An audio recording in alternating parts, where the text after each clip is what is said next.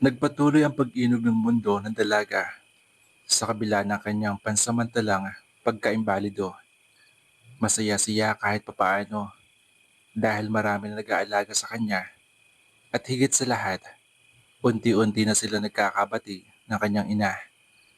On the other hand, si Brian naman ang medyo gahol sa oras sa kanya.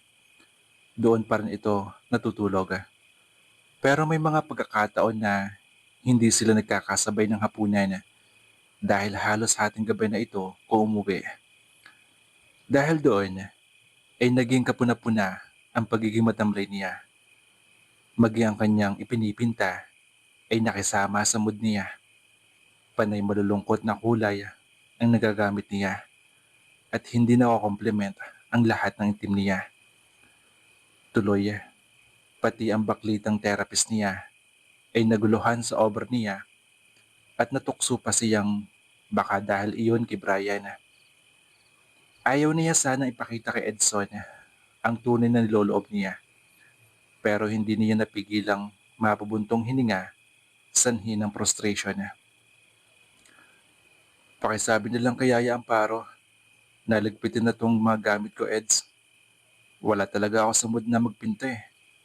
Baka lalo mo bangit at lalo rin ako maprostrate. Pakiusap niya sa therapist. Tumalima ito. Nagulat pa siya ng ilang sandali ay may kumatok na sa pinto ng silid niya. Inakala niyang isa kay Edson o Yaya Amparo iyon. Pasok. Hindi man lang niya tinapunan ng tingin ang pinto. Narinig niyang bumukas ang pinto at may yambag na papalapit sa kanya. Hay, sana hindi maistorbo ang ginagawa mo sa presensya ko. Ano ng taong pumasok? Napalingon siya sa pinanggalingan ng boses na nagsalita. Brian? Bulalas niya. Hindi maitago ang sayang naramdaman niya pagkakita sa binata. Anong ginagawa mo dito? Gutom na kasi ako eh. Kaya naisipan ko umuwi dito.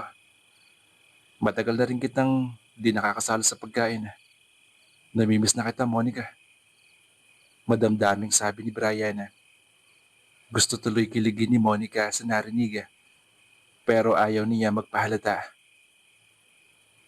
Para naman tayong di nakatira niya sa isang bahay at di nagkikita araw-araw Tudyo niya rito para pagtakpan ang kilig na nararamdaman. You know what I mean, Nika. Seryoso pa rin ito. Napatingin lang siya rito at walang maapuhap na salita. May katotohanan nga ang sinasabi ni Brian. Siya man ay namiss din ang presence ng kaibigan. Namimiss na niya ang pagbabanding nila sa loob ng silid na iyon. I'm sorry kung hindi na tayo gaanong nakakapagkwentuhan lately, Nika. May mga problema lang akong inasikaso. Amin ito sa kanya. Ngumiti siya. Okay lang yun, Doc. I understand. Sa klase ba naman ng profession mo? I mean, sa profession mong yan, hindi nga may iwasan mo wala ka ng oras sa kahit nga maging sarili mo eh. Ngumiti siya sa lalaki. Kay daling nawala ang paungulila niya rito. Oh, Monica. Bulalas nito. Sabay lapit sa kanya at mahigpit siyang niyakap. I really miss you. Gustuhin man niyang sabihin na pareho lang sila ng nararamdaman ay hindi niya magawa. May bumikig sa lalamunan niya at parang may iyak siya sa tuwa. Hindi niya maintindihan ang sarili niya maging si Brian. May nararamdaman siyang kakaiba sa mga ikinikilos nito. Maaari ding dahil lang iyon sa nararamdaman niya para rito ngayon, kaya naging sensitive siya. This is insane. Ano nang isip niya? Nagpahanda na ako ng tanghalian kaya Amparo. Iakit na niyon mamaya lang. Anitong kumalas sa pagkakayakap sa kanya. Habang naghihintay sila ng tanghalian, ay nagkwentuhan muna ang dalawa. Bumalik ang dating masayang tawa ni Monica dahil nararamdaman niyang importante pa rin siya sa buhay ni Brian kahit bilang kaibigan lang. Kumpleto na sana ang araw ng dalaga kung hindi lang dumating ang isang hindi inaasahang bisita. Sinasabi ko na nga ba't dito kita makikita, Brian? Dumagundong ang boses ni Chrissy matapos itong pabalyang buksan ng pinto ng kwarto. Ni hindi ito nagabalang kumatok man lang para ipaalam ang presence nito. Chrissy? Doktora? Halos magkasabay na napabulalas ang dalawa. Yes, it's me. At wala nang iba pa. Akala siguro niyong dalawa, mabibilog niyong ulo ko, ano? Sinasabi na nga ba? At may milagro kang ginagawa. Matatalim ang tinging ipinukol ito sa kanila. I've been trying to contact you since forever, Brian. I don't understand why you aren't answering my call. Tumayo si Brian at nilapitan ang nobya. Chrissy, please, huwag kang sumigaw at mag-iskandalo rito. I don't care kung mag-iskandalo ako rito. Mag-iiskandalo ako kung gusto ko. And I don't care. Angil ito bago hinarap si Monica. Ang kapal talaga ng mukha mong babae ka. Sigaw nito, sabay duro sa dalaga. Napayoko si Monica, hindi dahil nahihiya siya rito, kundi para itago ang ngit-ngit niya. Di ba? Sinabi ko naman sa'yo, huwag mo akong pakitaan ng pagiging haliparot mo. Mahiya ka nga sa balat mo. Pati piyensay ng iba ay inaagaw mo. Hindi, Chris, ano ba? Awat ni Brian sa iba pa sanang sasabihin ng nobya. What? Ayaw mong marinig ng babaeng iyan kung gaano siya kasamang babae? Mang-aagaw? At ikaw naman, Brian, nagpapadala ka na naman sa awa mo dyan sa babaeng yan. Bakit hindi ka malang makahindi diyan, ha? Kapag nagpaparamdam siya na kailangan niyang oras at atensyon mo. Kailangan din kita. Kailangan kita sa preparasyon ng ating kasal. Napamulagat si Monica sa narinig. Ikakasal na kayo? Yes, and Chrissy, halika na. Sawata ni Brian sa kasama bago ito hinila palabas ng kwarto. Pwede ba, Brian? Bitawan mo nga ako. May sasabihin pa ako sa best friend mo. Matigas na saad ng babae. Tumimo sa puso ni Monica ang narinig. Iyon lang siya, his best friend. Ano ba ang aasahan niya kay Brian? Iyon lang naman talaga sila. Siyempre, naaawa lang ito sa kanya. Gaya ng nasabi ni Criselda. Kapatid ang turing nito sa kanya. Kaya inaamutan siya nito ng oras at atensyon. Kay sakit isipin na ang lalaking natutunan niyang mahalin ay pag-aari na ng iba at ikakasal na. Ang masaklap ay masama ang ugali ng mapangasawa nito. Kaya labis ang pighati ng kanyang puso. Brian deserves someone better. Iyong magmamahal dito ng buong puso. Iyong iintindi sa klase ng trabaho nito at hindi isiping kakompetensya nito ang mga pasyente ng butihing doktor. Hindi na namalaya ni Monica na umiiyak na pala siya sa labis na pighati. Akala niya manhid na siya sa lahat ng klaseng sakit. Wala palang mas sasakit sa katotohanang mawawala na sa kanya si Brian ng tuluyan kapag nagpakasal na ito. Tatanawin na lang niya ito mula sa malayo. Walang tigil ang pag-agos ng masaganang luha mula sa mga mata niya.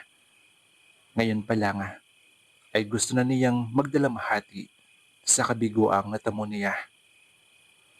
Anak, narinig niya ang tawag ng ina na nakapasok na pala sa silid niya. Hindi malang niya namalayan ang pagdating nito. Hindi siya tuminag sa kinaupuan. Narinig ko ang pagtatalo ni na Brian at Criselda sa baba. Kaya napasugod agad ako dito sa silid mo. Nag-aalala ako sa'yo anak. May simpatyang sabi ni Lela nang makalapit sa kanya. Nag-angat siya ng mukha, sabay muestra ng magkabilang braso para mayakap ang ina. Mami! Madamdaming nulas niya bago napahagulgol. Mahigpit sila nagyakap.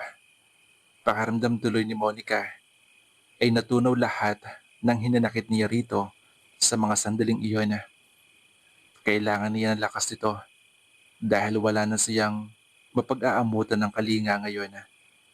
Alam niyang simula na ito ng pagkawala ng matalik niyang kaibigan at ang lalaking pinakamamahal niya. Alam ko ang nararamdaman mo anak. Lalo tuloy siyang napaiyak sa sinabi ng ina niya. Naramdaman niyang humigpit lalo ang pagkakayakap nito sa kanya. Kung pwede lang sanang ako na lang ang umako ng sakit na nararamdaman mo ngayon, ay gagawin ko anak. Para kahit papaano makabawi ako sa lahat ng hinanakit mo sa akin na binigay sa iyo mula pa nung bata ka. Ma'am, I'm very sorry for all the pain I caused you anak. I hope bibigyan mo pa ako ng chance na makabawi by being your friend and confidant right now. I know you need someone to listen to you. Someone you can lean on. Nababaglalo ang puso ng dalaga. I'm so sorry too, Mama, for all the harsh words I've said. You don't have to say sorry, Monica. Naiintindihan ko kung bakit nasabi mo yun. Niyakap pa niya ng mahigpit ang ina. I should feel happy because nagkabati na tayo, Ma'am. Matagal ko nang inasam na dumating ang sandaling ito na mayakap kita at madamang anak mo ako. But then, kung kailan naman binigyan ako ng pagkakataon ng Diyos na may ayos ang gusot natin, si Brian naman ang nawawala. Aniya, sa pagitan ng paghikbi. Hinayaan na muna siya ng kanyang ina. Naiiyak niya ang lahat ng dalamhati. Nang wala na siyang iluluha, ay nakabuo agad siya ng desisyon. Mama, sasama na po ako sa inyo pauwi sa atin. I have no reason for staying here. Magpapaalam lang ako ng maayos kay Brian para di naman siya magtaka. Aniya sa ina. Oh, Monica, masayang saad ni Lela. Pupuntahan kita rito tomorrow first thing in the morning, okay? Tango ang itinugon niya sa sinabi nito. Nang makaalis ng ina, ay naging napakahaba at kabagot-bagot na araw niya sa kakahintay sa pagdating ni Brian. Ganun na lang ang panlulumong naramdaman niya nang hindi ito dumating kinagabihan. Mabigat man sa loob, ay gumawa siya ng sulat para maipaalam ang pag-alis niya at ang malaking pasasalamat dito sa pag-aalagang ginawa nito sa kanya sa panahong kailangan niya ng kalinga. Maybe it's better this way, Brian. Iyong hindi na tayo makapag-usap pa. Hindi ko yata kayang kung harapan mo pa ako aalis. Naisip niya habang itinutupi ang sulat na ginawa. Marahan na niyang tinuyo ang luhang nag-uunahan sa pagdaloy sa magkabilang pisngi niya. Matapos tapunan ng huling sulyap ang ginawang sulat, ay mabigat sa loob na nahiga siya at lumuha ng tahimik hanggang sa igupo siya ng antok. Mababaw lang naging tulog niya, kaya maaga siya nagising kinaumagahan. Ipinatawag niya agad si Yaya Amparo para kausapin tungkol sa napipinto niyang pag-alis. Nagulat pa ang matanda sa nakitang pagmumugto ng mga mata niya. Iniiwas niya ang tingin dito para hindi na mabasa ang nakalarawang damdamin sa mukha niya. Yaya, sasama na po ako kay Mami ngayon. Pauwi sa amin. Pakibigay na lang po kay Brian tong sulat ko. Sabi niya, sabay abot ng sulat sa ginawa niya. Huwag mo sanang damdamin ng mga sinabi ng nobya ni Brian kahapon, Monica. Anito, mapaklang ngiti ang ginanti ni Rito bago sumugot. Yeah, siguro tama nga siya. Three sa crowd ika nga. Maybe my happy days with Brian are over. On the brighter side, nagkabati naman po kami ni Mami. So thankful pa rin po ako kay God. We will remain friends pa rin. Pero hindi na po siguro kagaya ng dati ng samahan namin. Kasi may magagalit na. Nanghihinayan talaga ako sa pagkakaibigan niya ng alaga ko. Hindi ko akalain na mawawasak lang ng dahil sa isang tao na hindi marunong umintindi. Nakikisapansyang sabi ng kasambahay. Yeah, we cannot have it all in this world talaga. Maybe God has other plans for me. Gaya po ng pagkakadisgrasya ko. Naisip kong may reason siya kung bakit nangyari yun. This is His way of putting things into its proper order. This is not goodbye, Yaya. Kaya wala po tayo dapat panghinayangin. Minsan lang po talaga, we cannot fathom the will of God.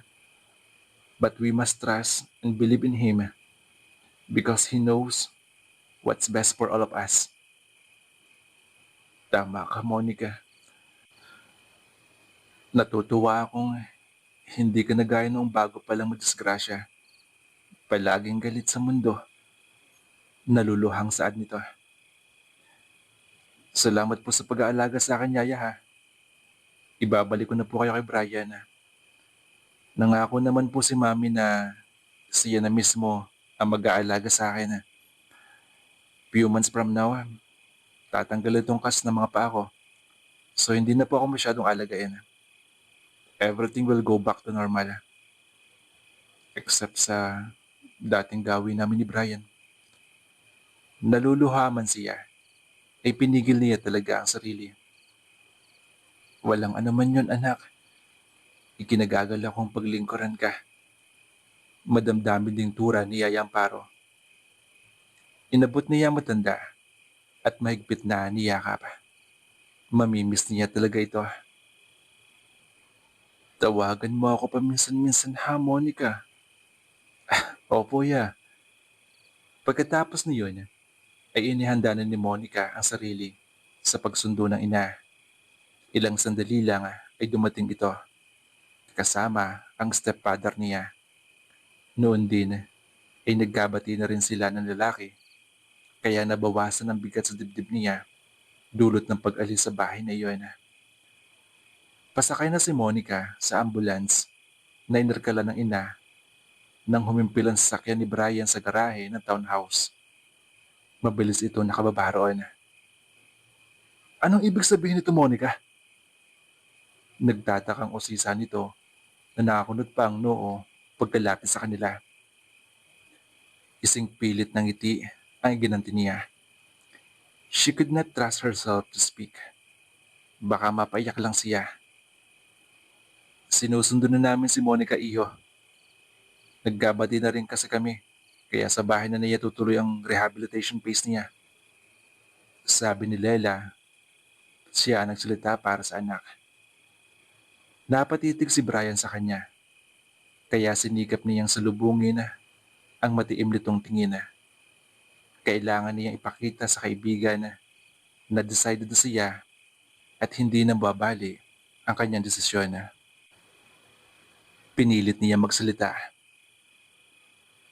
Thank you nga pala sa pag-aalaga mo sa akin. I really appreciate your kindness. You are my one true friend talaga. Hindi ko makakalimutan ang kabutihan mo sa akin mula pa nung mga bata pa tayo. Pilit niyang pinasisigla ang boses. Ayaw niya ipakita sa binata na ang kahinaan niya. Hindi tumugon si Brian. Kunot noo pa rin itong nakatitig sa kanya at alam niyang nagtaka ito sa pamumugto ng mga mata niya. We have to go, iho. You can still visit Monica like you used to do. Alam ni Lela na may tensyong namamagitan sa dalawa, kaya inilis nito ang usapan. Hanggang sa maisakay si Monica sa ambulance na magtatransport sa kanya pauwi sa kanila, ay hindi na nagsalita si Brian. Gusto mang yakapin ng dalaga ang kaibigan, ay pinigil niya ang sarili. Hindi ngayon ang panahon para magpakita siya ng kahinaan dahil baka makahalata ito sa tunay niyang nararamdaman para dito. Samantala, parang robot na pumasok sa loob ng bahay ng kapatid si Brian. Pakaramdam niya, iyon na ang huling pagkikita nila ni Monica. Oh, Brian, andito ka na pala. Nagkita pa ba kayo na Monica sa labas? Untag niyaya ang paro sa kanya. Opo, walang ganang tugon niya. Nagkabati na kasi ang mag-ina, kaya sinundo na si Monica rito. Tuwang-tuwa nga ang pobre dahil sa wakas ay nararamdaman na niya ang pagpapahalaga ng ina. Kwento nito. Bumuntong hininga lang ang tunugon niya. Oh, ba't parang hindi ka masaya para sa kaibigan mo? Pagod lang ho ako, Yaya. Akit na muna po ako sa taas. Magpapahinga lang ako sandali. Aniya, sabay pihit paakyat sa silid niya. Sinilip muna niya ang kwartong inukupan ni Monica sa loob ng ilang linggo. May kung anong kirot sa loob niya. Ngayong alam niyang hindi na niya makikita ang dalagang nakaupo roon habang nagbumukmok o kaya ay nagpipinta. Hindi na niya may papadamas dalaga ang kanyang tunay na damdamin ngayong natali na siya sa nobya. Nitong huling araw lang niya nalaman na may personality disorder si Crisilda kaya napaka-possessive nito sa kanya. Hindi niya maatim na saktan ito emotionally dahil baka tuloy na ito masira ng bait. Kaya nga hirap na hirap siya ngayon dahil gustong gusto niyang makasama si Monica at sabihin dito ang tunay na damdamin. Pero hindi naman maaari. Lumipas ang ilang sandali. Oh, akala ko ba magpapahinga ka? Usisa ni Yaya Amparo na nasa bukid ng pinto ng silid niya. Hindi po ako dalawin ng antok eh. Pumasok ng tuluyan sa kwarto ang matanda. Mababanaag sa mukha nito ang kakaibang damdamin na hindi niya mawari kung ano. Bakit po, Yaya? Hindi ito kumibo at tumabi lang ito ng upo sa kama niya. Katahimikan lang ang pansamantalang naghari sa pagitan ng dalawa. Iniisip mo marahil si Monica ano? Anito, ito na ang bumasag sa katahimigang namagitan saglit sa kanila. Huwag kang mag-alala sa kaibigan mo at nagkaayos sila ng kanyang ina. Heto nga pala ang sulat na ginawa para sa'yo. Hindi ka kasi dumating kagabi. Kakausapin ka sana nun ng personal. Gumawa na lang siya ng sulat para sa'yo para makapagpaalam. Dinukot nito mula sa bulsa ng uniforme ang sulat ni Monica para sa kanya. Inabot niya ang sulat. Pinsadahan niya ng tingin ang nilalaman niyon. Something inside him ache pagkakita sa sulat kamay ng dalaga. Pihadong mamimiss niya ang presence nito ngayong umalis na ito. Bago pa mapunta sa ibang bagay ang atensyon niya, sinimulan niyang basahin ang sulat. Nagpapasalamat ito sa lahat ng ginawa niya para dito. Kasama na ang pagtulong niya para buksan ang isip nito at patawarin ng ina. Bandang huli ay nagpaalam ito, telling him she was sorry na hindi na sila maaaring bumalik sa dati dahil may nobya siya na maaaring maapektuhan ng friendship nila. Parang piniga ang puso ni Brian sa nabasa.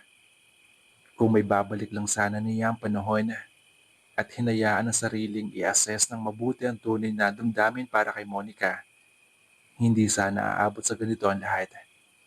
Hindi na sana siya nandigo kay Criselda at sana ay masaya siya ngayon. Ang dami niya tuloy na pinanghihinayangan ngayon. Maybe he would just surrender it all to God dahil baka hindi na niya rin kayanin lahat. Ano ba talaga ang problema mo, Brian? At parang ang bigat ng dinadala mo riyan sa dibdib mo. Napapansin ko nitong mga huling araw ang pagbumukmuk mo at ang pag-inom mo ng alak sa wine bar ng Kuya Brandon mo. Ngayon lang kita nakitang ganyan. Hindi ka ganyan dati. Kapag may problema ka, hindi ka ganyan. Narinig niya sabi ni Yaya Amparo. Napabuntong hininga siya. Naisip niyang mas makakabuti sigurong sabihin niya sa kasambahay ang lahat para upang kahit kaunti man lang ay mabawasan ang bigat na namamahay sa kanyang dibdib. Ang laki po ng problema ko, Criselda, Yaya. Nakikita ko nga. Minsan naisip ko tuloy baka may side sa utak yung nobya mo. Dahil kung makadikit sa'yo ay parang pag-aari ka na. Alam mo bang pinuntahan nun si Monica rito at kung ano-ano ang sinasabi. Hindi naman maawat ang bibig ni Yaya Amparo sa pagsabi doon. May personality disorder siya at sinabi ng half-sister niya. Itong huli ko lang nalaman dahil umuwi lang siya para magbakasyon dito sa Pilipinas. Kinausap niya ako at binalaan tungkol sa sakit ni Chrissy. Isinama pa nga niya ako sa isang dating psychiatrist si Chrissy at doon ko nalaman lahat. Aha? Ay mahabaging Panginoon. Napandandadang saad nito. Paano na yan ngayon, anak? Baka kung anong gawin ng nobya mo kay Monica. Alam mo naman kung gaano ka-insecure yung nobya mo sa kaibigan mo. Kaya nga po iniiwasan ko muna lumapit kay Yenika dahil madaling makahalata si Criselda. Kaya nga rin po pinuntahan ako rito kahapon. She really pestering me, Yaya. But I cannot get rid of her easily dahil sa tendency niyang magka-nervous breakdown. Hindi ko na po tuloy alam gagawin ko. Nakukonsumong sumbong niya. Umiling-iling lang ang matanda. Ang isa pang problema ko, Yaya, she is demanding that we get married by the end of the month. Gusto niya na pakasalan ko agad siya. Ha? Ay problema nga yan, anak. Magdasal na lang tayo na makahanap tayo ng solusyon dyan sa problema mong yan. Naihalamos niya ang dalawang palad sa mukha. Namomroblema talaga siya ngayon dahil hindi cooperative si Criselda sa pagpapagamot nito. Kaya kailangang nasa tabi siya nito palagi. Hindi pa niya ito basta-basta may iwan ngayon sa state of mind nito. Lumipas pa ang mahabang araw. Inindalahat ni Monica at Brian ang pangungulila sa isa't isa. Hindi man sila nagkikita, from time to time naman ay nagte-text at tumatawag pa rin ang binata ng palihim kay Monica. Hindi kasi siya makatiis na hindi kamustahin ito. Mababaliw siguro siya kapag hindi niya pinagbigyan ang hiling ng puso na makipag-ugnayan sa kaibigan kahit sa text at tawag lang. Hindi rin napigilan ni Brian ang sariling sabihin kay Monica ang sakit ni Criselda. Iyon ang tanging paraan para maintindihan ito kung bakit siya lang ang pwedeng unang kumontak sa kanilang dalawa. Brian played the role of a concerned boyfriend to Crisilda, kaya unti-unti na rin itong nag-cooperate sa pagpapagamot. Naroon pa rin ang pagiging paranoid nito paminsan-minsan, pero madali lang nagagawa ng paraan ng binata na mapaamo ang nobya. Ang ganda naman ng ngiti ng alaga ko ah. Alam ko na, magkikita rin kayo sa wakas si Doc. Tudyo ni Regina kay Monica. Nasa Saints Luke sila noon, kasama ang ina at si Tito Francis. Ngayon natatanggalin ng cast ng dalawang paa niya. Ikaw talaga Ate Regina. Ako na naman nakita mo. Kunwari ay asar na sagot niya. Huh? Kunwari pa to? Miss na miss mo na nga ang one true friend and love mo ano? Kung hindi ko lang alam na palihim mong ginagawa ang life-size portrait ni Doc sa studio mo sa bahay. Para kahit pa paano mawala pa ang ulila mo sa kanya. Pambubuking nito. Ate Regina, ano ka ba? Nangilalas niyang bulalas. Tatawa-tawa ang babae na naupo sa silang naroon habang hinihintay nila ang orthopedic doctor niya. Oh, ano nangyari sa inyo? At mukhang nakasimangot ka riyan, Monica. Puna ni Lela sa anak. Galing ito sa kantina at bumili ng kape kasama ng asawa. Wala po, Mami. Putol agad niya sasabihin ni Ate Regina. Hinarap niya ang babae at pinandilata na. Wag mo pansinin yan, Mami. Naiihi lang yan. Pagpapatawa niya para ilihis ang topic na gustong simulan ng nurse. Kayo talagang dalawa. Natatawa at iiling-iling na sambat ni Francis. Natigil lang sila nang sabay na dumating si Brian at ang orthopedic doctor niya na si Dr. Chua. Pakiramdam ng dalaga ay tumigil ang inog ng mundo pagkakita niya sa kaibigan. Ngayon lang sila ulit nagkita matapos na yung umalis sa bahay ng kapatid nito at hindi niya akalaing ganito pala katindi ang epekto nito sa pagkatao niya. Nginitian siya ni Brian kaya kimay siyang gumanti rito. Naramdaman pa niya ang pinong kurot ni Regina sa tagiliran niya. Napaka-obvious ng pag-i-smile mo riyan. Pabulong na tudyo ng babae sa kanya. Ate Regina, tumahimik ka nga diyan. Paangil niyang bulong at pinandaliran pa ito. Palihim na bungis-ngis ay ginanti nito sa kanya. Hello, Nika. Narinig niyang bati ni Brian sa kanya. Hi, tanging nasabi niya. Nalulunyata niya ang dila at dinig na dinig niya ang eratikong tibok ng puso niya. Brian, dalhin mo na si Monica sa loob para masimulan ko na ang trabaho ko. Utos ni Dr. Chua sa binata. Halika na, ani ni Brian bago lumapit sa kanya at walang paalam na binuhat siya. Napasinghap si Monica sa kakaibang sensasyong naghari sa buong pagkatao niya pagdikit ng mga katawan nila. Para siyang teenager na ngayon lang na inlaba. Sabik na sabik siya na mapalapit sa binata. Pero ngayon namang nagkadikit ang mga balat nila ay para siyang napapaso. Naroon din ang pakiramdam na lumulutang siya sa ulap habang binubuhat nito. Relax ka lang, Nika. Parang natetens ka. Puna nito. Wala siyang maisagot, kaya ikinawit na lang niya ang braso sa leeg nito. Kay sarap ng pakiramdam niya ngayong buhat siya nito. Pinaghalong kaba at excitement ang nararamdaman niya. Ihiga mo na siya sa operating table. Ani ni Dr. Chua nang nasa loob na sila ng isang cubicle sa emergency room. Tumalima naman si Brian.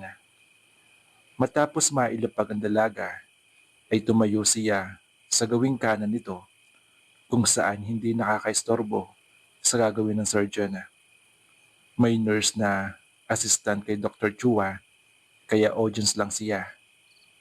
Okay nga iyon dahil malaya niyang napagmamasdan ang dalagang ilang buwan nang gumugulo sa dating tahimik niyang mundo. Kanina nga, noong sabay silang dumating ni Dr. Chua sa waiting area ng IARA, ay parang tumigil ang inog ng mundo pagkakita sa dalaga. Miss na niya ito. Kung hindi lang masyadong komplikado ang sitwasyon nila, ay nagsimula na siya sa panliligaw rito. Gustong gusto nga niyang halikan at yakapin si Monica kanina. Nakapagpigil lang siya. Hindi niya inalis ang mga mata sa mukha ng dalaga. Habang busy si Dr. Chua sa ginagawa nito, gusto niyang kabisahin ang hugis ng mukha nito dahil ngayon lang siya nagkaroon ng pagkakataong makita ito muli. Ang alam ni Crisilda ay nasa klinik siya ngayon. Okay, tapos na tayo. Anunsyo ni Dr. Chua. Lumapit siya kay Monica. Makakalahad ka na, Monica. Masaya niyang saad habang inilalahad ng kamay upang alalayang makabangon ang dalaga. Iniabot ni Monica ang nanlalamig na kamay sa kanya. Sabay kaming ngumiti. Pinagmasdan nito ang dalawang paang natabunan ng kas sa loob ng 6 na buwan. Kawawa naman ang mga paa ko, maputla. Anito, habang iginagalaw ang mga daliri ng dalawang paa. Naroon ang excitement sa mukha nito. Bukas, magsisimula na kayo na Edson sa therapy mo para ma-regain ang dating lakas ng dalawang paa mo para makalakad ka na ulit. Aniya, tumangutango ang dalaga habang pinadadaanan ng daliri ang dalawang hita. Mabuti nakarating ka ngayon, Brian. Pagkuwan ay sabi nito na nakatuon pa rin ang dalawang mata sa paa. Clinic hours naman ngayon kaya hindi ako hanapin ni Crisilda. Kinasabot ko na rin si Para na gumawa na lang siya ng alibay sakaling tumawag si Chris sa klinik. Kinausap ko na talaga si Miguel ngayon na gawin ang pagtatanggal ng kas mo para nandito ako pag ginawa niya ito. Miss na kita, Nika. Hindi nagpigil ang sariling inabot niya ang dalawang braso sa dalaga upang mayakap ito ng mahigpit. Napatingala sa kanya si Monica. Miss na din kita, Brian. Anito, bago gumanti ng yakap sa kanya. Hindi na nito napigil ang pagbalo ng luha sa magkabilang pisngi. Lalong napahigpit ang yakap niya sa kaibigan. Pagkakita sa luhaang mga mata nito, parang pinipiga ang puso niya sa magkahalong damdamin. Pansamantalang kaligayahan lang din naman ang hatid ng pagkikita nila ngayon. Kaya pakiramdam niya ay wala ng bukas para sa kanila. Susulitin na niya ang pagyakap dito. Anak, uuwi na tayo. Boses ni Lela na nakapasok na pala sa loob ng ER. Kasama nito ang asawa at ang isang lifter na may dalang wheelchair. Sabay silang napalingon sa kinaroroonan ng ginang. Dadalawin kita sa inyo, Nika. Bulong niya habang tinutuyo niya ang luha nito ng kanang hinlalaki. Tango lang ang tinugon ng dalaga. Inalalayan niya itong makababa mula sa kinahihigaan. Alam niyang nanlalambot pa ang dalawang paa nito, kaya todo alalay siya rito nang iupo niya sa wheelchair. Aalis na kami, iho. Paalam ni Lela sa kanya. Sige po, tita. Ingat po kayo. Hindi ko na po kayo maihatid sa labas. Apologetic niyang saada. We understand. Thank you sa lahat, Brian. Ani ni Monica. Muling inabot ni Brian ang dalawang kamay ng dalaga bago mariing pinisil iyon. Bago pa muling maiyak siya ay iginaya na ang lifter ng wheelchair niya palabas ng ER. Walang imik si Monica habang binabagtas nila ang daan palabas ng ospital. A part of her was left behind. Alam niyang imposibleng madalo pa siya ni Brian sa bahay nila, kaya hindi na lang siya aasa para hindi siya masaktan. Pero kahit na ganoon, ay nagpapasalamat pa rin siya sa Diyos at binigyan siya ng pagkakataong makasama ito sa mahalagang araw na ito ng buhay niya. Mabigat man sa dibdib niya, ang huling pagkikita nila ng binata ay masaya na rin siya. Hayaan mo anak, may awa ang Diyos. Ibabalik niya sa iyo si Brian. Sooner or later, may kumbiksyong sabi ng ina nang nasa loob na sila ng sasakyan ni Tito Francis. Sana nga po mami, tanging nasabi niya habang inaayos ang sarili sa pagkakaupo. Maniwala ka lang sa kanya. Kagaya na lang nasabi ng Daddy Francis mo, magtiwala tayo sa Diyos. Kunot noong napako ang tingin niya sa ina. Nginitian siya nito bago hinila ang magkabilang kamay niya palapit sa dibdib nito. Nakita pa niyang sumulyap muna ito sa refleksyon ng asawa sa rearview mirror at nagtanguan ang mga ito. Monica, panahon na siguro para malaman mo kung bakit hindi naging maganda ang trato ko sa iyo dati. Pinagsisihan ko na ang mga nangyari sa atin. Ngunit gusto kong malaman mo ang buong storya. Natuon ang buong atensyon niya sa ina. Kami talaga ng Daddy Francis mo ang magkasintahan since third year high school namin. Isa naman sa mga close friends namin, ang tunay mong ama. Mabait si Robert, kaya lang may balak pala siya na gumawa ng kalokohan in the name of love. Na magkaroon siya ng pagkakataong isama ako sa isang party na hindi kasama si Francis. Nilagyan niya ng sleeping pills ang drinks ko. When I woke up the following day, I was in his room, lying on his bed, naked, salaysay nito. That was the reason why I hated him. At pati ikaw ay damay. Hindi ko matanggap ang sitwasyong kinasusuungan ko. Kaya hindi kita inaruga. I'm sorry anak. Naiiyak na saad nito. Pero mabait sa akin ng Diyos. Because He led me back to my one true love. And He even gave me a bonus dahil nagkabati na tayo. Madamdamin pa rin ang boses ng ina. Nadala na rin si Monica sa emosyong ipinakita nito. Kaya pati siya ay naiyak na rin. Malino na sa kanya ang lahat ngayon kung bakit naging ganon ang takbo ng buhay pamilya nila. Hindi pala biro ang pinagdaanan ng kanyang ina. Tama na yung drama nyo. Baka malunod pa tayo sa luha nyo oy.